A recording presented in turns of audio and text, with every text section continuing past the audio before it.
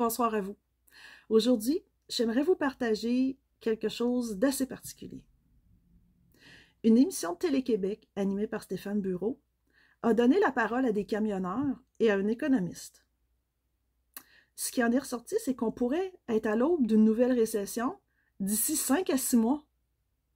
Pourquoi les camionneurs? Parce que ce sont eux qui voient l'économie de très près, sur le terrain, avant même que les économistes s'en rendent compte. Ils ont remarqué plusieurs choses inquiétantes.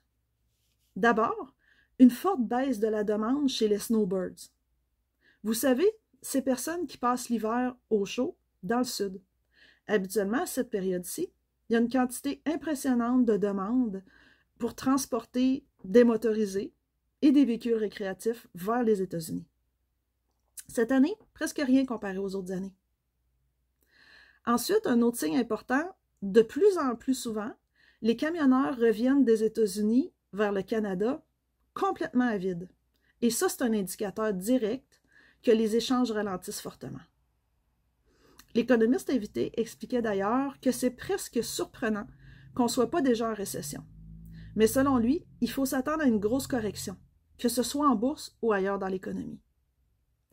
Et quand on met ces signaux ensemble, la baisse de consommation, les camions qui roulent vides, la diminution du commerce, ça nous amène à une conclusion assez claire. Il est très probable qu'on vive une récession d'ici les prochains mois. Mais attention, se préparer, ça veut dire regarder ces réalités en face, tout en gardant notre calme. Alors, que peut-on faire concrètement? Anticiper plutôt que réagir. C'est le moment idéal pour renforcer un petit fonds de sécurité, même si ce n'est qu'une somme modeste. Réduire les dépenses superflues. Chaque économie compte, surtout en période d'incertitude. Diversifier ses ressources. Avoir plus d'une source de revenus ou un peu de flexibilité peut faire une grande différence.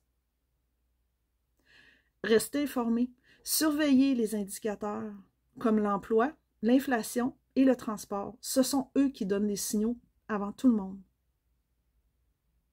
La clé, c'est de rester vigilant, mais pas de tomber dans la peur. Parce que la panique ne fait qu'empirer les choses, tandis que la préparation nous donne de la force et de la confiance. Voilà le message que je voulais partager avec vous aujourd'hui. Restons calmes, lucides et solidaires. Merci d'avoir été là et à très bientôt pour une prochaine capsule de Thalia, se préparer sans paniquer.